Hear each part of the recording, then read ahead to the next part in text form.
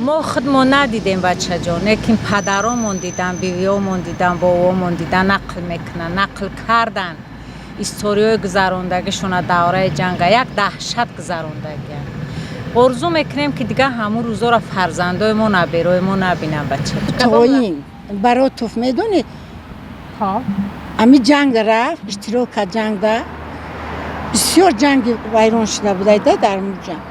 انا که در جنگ تیر خود دستش تیر خود اومد امی رایون خموندال خونه داره برنامه امی رایون برنامه همون دولت برات جنگ شید انا می تمیدالو را پوشید اومد در بین راه و تانک ایستاد امی تیستاد ای همون جگه گردونده ایرو خودتیری همون دستی زدگی و همون میدالوی همون این ما میره میایه مولی اکه مرده هر ایدو چیز او را توی میتن او را خونه دسته گل میبرن بالای قورشده میبرن با هم خیلی توی میتن.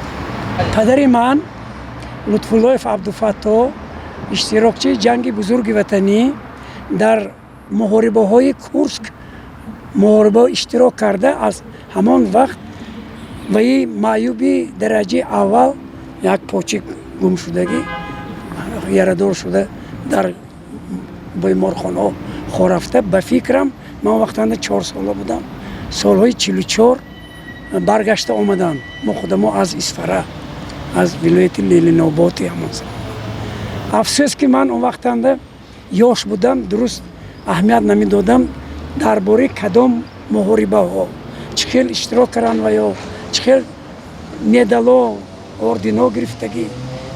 همین من در وقتش حرکت کرد جمع آوری کرده نتونستگی. حاضر بینیان من پشایمان مخورم. خوزی همه قفای پرابلم ها آخه دیگه یکم چی دایود بابامون بود از یک تابت بابامون بابای خدینه و هم سویا بوده بابام میگفته اشتراک کردگی بود. چی نخواه میکردن از جنگ؟ شاید یک لحظه او کامگاه بنکی رو سیگا خیلی رانینی پالوچت کردگی بود و خیلی برای همون کامگاه میزد سیگا. بیبی ما نقل میکرد، بیبی پدری ما نقل میکرد، میگفت که وقتی که فرزند کلونی ما میگه سال 41 که جنگ بزرگ وطنی دا بردن، بعد 4 سال خط سیاه آمد که کشتن. خیلی چقدر که بیبی ما گریه کده نوله کده مادر ما دستی پدرم ده عروس بوده است. مادر ما را می برده خیلی سیله میکده، چقدر گریه میکده موته میکده. بعد 1 سال 6 ماه گفتگی و خط سیاه اومدگی پدر ما زنده و سلامت بعد اومد. انا همش 4 سال بعد خط سیاه 1 سال 6 ماه بعد همش 5 سال 6 ماه پدر ما در جنگ بزرگ وطنی اشتراک کردگی بود. همین قدر مدالای بسیار داشت، همین قدر افتخارنامه و رحمتنامه و چیزای بسیار داشت. تا وقتی که زنده بودن میدیدیم ما خیلی. در بلوکاد لنینگراد بسیار حادثه‌های دهشت‌آور به وجود آمدگی.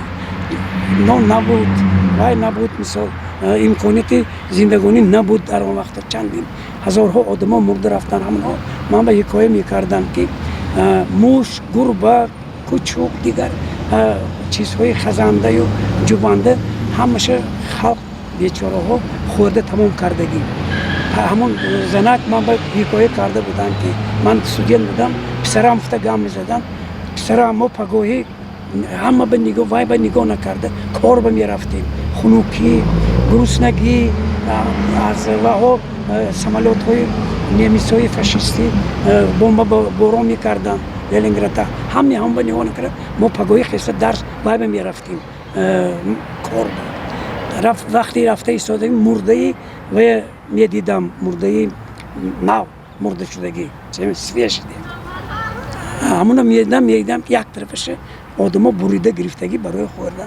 این علمینو من شنیدم موهم خسته میبرفت که همین روزهای واقعا بیچاره از سر گذراندگی بودن. از نقل اون کس یکی از موادهای ترکنده میترکد و سرش آسیب میبینه.